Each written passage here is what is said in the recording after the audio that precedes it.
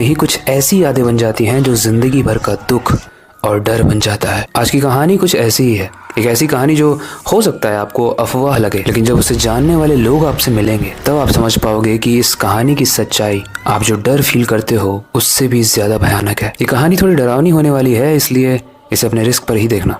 Specially अगर रात में देख रहे हो तो इग्नोर करना और दिन में देखना, क्योंकि ये कहानी एक खिलौने की है, एक कर्स्ड, एक श्रापित खिलौने की, एक ऐसा खिलौना जो मौत का साथी है। आज की कहानी के कैरेक्टर डेमी के साथ भी कुछ ऐसा ही हुआ। लेकिन ये खिलौना है क्या, इसे श्राप कैसे लगा और ऐसी कौन सी कहानी है जो इतनी डरावनी है, वही जानेंगे आज की स्टोरी में, हॉरर स्टोरीज। 17वीं सदी में एक राजा था, एक राजा जिसे अपनी पावर को बढ़ाना था। वो कई बार हार चुका था और हार हार के थक चुका था, इसलिए अब वो लड़ने के बजाय कोई शॉर्टकट ढूंढ रहा था जिससे लोग उसके वश में हो जाए। इसलिए वो तांत्रिक के पास जाता है और वो तांत्रिक जो उसे गुफे के पास मिलता है वो बताता है कि अगर आपको बहुत ज़्यादा शक्तिशाली बनना है तो आपको बच्चों की बलि देनी पड़ेगी। तांत्रिक उससे 6 साल का एक बच्चा मांगता है और वो राजा फुसला कर उस बच्चे को तांत्रिक को सौंप भी देता है। लेकिन कहानी में इंटरेस्टिंग पार्ट यह है, जो आगे जाके कनेक्ट भी करेगी, कि उस 6 साल के बच्चे के पास हमेशा एक खिलौना रहता था।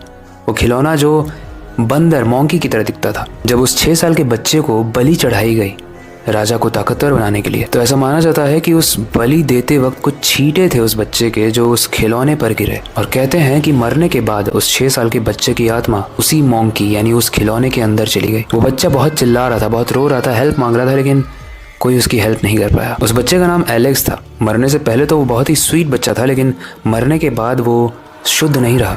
उसके अंदर गुस्सा और बदले की भावना आ गई, और इसी की वजह से उसकी रूह श्रापित बन गई और वो मॉन्की टॉय भी श्रापित बन गया। उसके बाद से जिसने भी उस टॉय को छुआ, उसे देखा या फिर उसकी कहानी को नज़रअंदाज किया, उसकी मौत हो गई। जब लोगों को उस खिलौने के डरावने सच के बारे में पता चला तो उस खिलौने को एक म्यूजियम में बंद कर दिया गया, ताकि वो टूरिस्ट स्पॉट भी रहे, लेकिन स्पेशली किसी के पास ना हो पर्सनली। लेकिन कुछ समय के बाद उस खिलौने का ऑक्शन किया गया और लंदन के लोगों ने उसे खरीद लिया। और यहाँ से कहानी शुरू होती है डेमी की।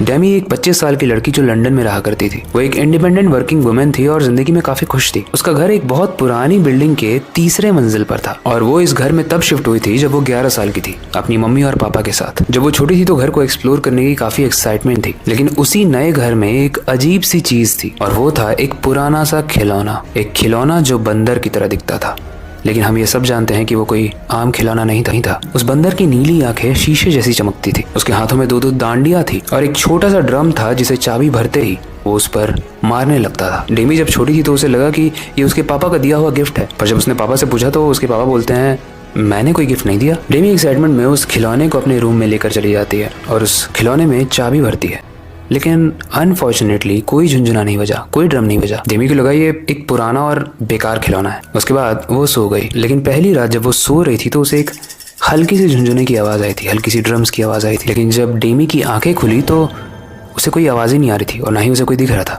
उसे लगा ये उसका वहम है और वो वापस से सो गई। लेकिन गाइस, अगले दिन उसके पापा मर चुके थे। डेमी की माँ ने उसे रोते हुए बताया कि तुम्हारे पापा को हार्ट अटैक आया था। लेकिन एक 35 साल का एकदम फिट इंसान अचानक से हार्ट अटैक से मर जाता है, कोई समझ नहीं पाया। पर डेमी एक चीज नहीं भूल पाई, जब वो अपने कमरे में गई तो बंदर के मुंह पर एक स्माइल थी, जो स्माइल कंटिन्यूअसली और ज्यादा बढ़ रही थी। समय बीता और डेमी धीरे धीरे बड़ी हो गई, और उसके पापा के मरने के बाद उसने उस खिलौने को स्टोर रूम में रख दिया था। वो उसे भूल भी चुकी थी कि ऐसा कोई खिलौना था भी बचपन में उसके पास। डेमी अब एक मार्केटिंग फिल्म में काम करती थी और उसका प्रमोशन भी हो चुका था। एक दिन वो लोग डिसाइड करते हैं कि अपने सारे ही सामान को रीअरेंज करेंगे और स्टोर रूम को साफ करेंगे। डेमी अपने स्टोर रूम में जाती है और जब साफ सफाई कर रही होती है तो एक कार्टून का बॉक्स खोलती है, और उस कार्टून के बॉक्स में जैसे ही वो हाथ डालती है उसे एक पुरानी सी फेमिलियर सी ठंडक महसूस होती है। जैसे ही वो हाथ बाहर निकलती है वो बंदर वापस से उसके हाथ में था। उसे एग्जैक्ट वही फीलिंग आती है जो उसे 14 साल पहले आई थी जब उस बंदर ने स्माइल किया था। और जैसे ही वो उस बंदर को उठाती है, उस ड्रम्स की आवाज़, उस झुंझुने की आवाज़ बहुत तेज से गूंजने लगती है, और जैसे ही वो बजता है हॉल में कुछ गिरने की आवाज़ आती है। डेमी भागते हुए हॉल में जाती है और वो देखती है कि उसकी माँ जमीन पर गिरी हुई थी। उसकी माँ की आंखें तो खुली थी, लेकिन उन्हें होश नहीं था और उनका दिल बंद हो चुका था। उसकी माँ भी मर चुकी थी, वही मौत, वही मिस्ट्री से। डेमी समझ गई थी कि ये सब कुछ कोइंसिडेंस या बीमारी से नहीं हो रहा है, ये हो रहा है उस बंदर की वजह से। तो वो अपने पुराने मालिक से, जब वो नया नया शिफ्ट हुए थे, जब वो मालिक था वहाँ पर, वो उससे पूछने जाती है उस खिलौने के बारे में। वो काफ़ी बुढ़ा हो चुका था, और जैसे ही डेमी उससे ये सवाल पूछती है कि आप जानते हो ये खिलौना क्या है और इसके साथ कुछ श्राप या कुछ ऐसा तो जो नहीं जुड़ा हुआ है। वो आदमी बोलता है कि तुमने उसे हाथ तो नहीं लगाया या फिर उसके अंदर की चाबी तो नहीं भरी है, बस ऐसे ही रखा हुआ है ना। डेमी ने धीरे से हाँ कहा और उस आदमी का चेहरा एकदम पीला पड़ गया। वो आदमी बोलता है ये कोई आम खिलौना नहीं है बल्कि एक श्रापित बंदर है। वो बताता है कि पहले यहाँ पर एक राजा हुआ करता था जिसने अपनी शक्तियों को बढ़ाने के लिए कुछ बच्चों की बलि दी थी। उसमें से ही एक 6 साल का बच्चा था जिसका एक खिलौना था। इस पर खून गिरा उसकी बलि का। उसके बाद से वो बच्चा इसी में आ गया। उसके बाद से जब भी इसमें चाबी भरी जाती है वो तब तक लोगों को मारता है जब तक वो चाबी पूरी तरीके से रिलीज ना हो जाए। और अब ये क्योंकि चाबी रिलीज हो चुकी है, 2 लोग मर चुके हैं। वो आदमी डेमी से कहता है कि इसे कहीं दफना दो। डेमी इसे ले जाकर समुद्र में फेंक देती है, लेकिन गाइस ऐसा माना जाता है कि वो खिलौना ऊपर तैरने लगता है और वही खिलौना कुछ लोगों को समुद्र में बोटिंग करते वक्त मिलता है। एग्जैक्टली वो खिलौना किसके पास है वो तो नहीं पता, लेकिन वो खिलौना क्या कर रहा होगा ये हम सबको पता है। तो आपको अगर ऐसा खिलौना मिले, क्या आप उसे लेना चाहोगे? वेल, आज की कहानी यहीं तक थी। आई होप आपको ये कहानी अच्छी लगी होगी। इससे रिलेटेड कोई फीडबैक हो आप हमें कमेंट सेक्शन में बता सकते हो।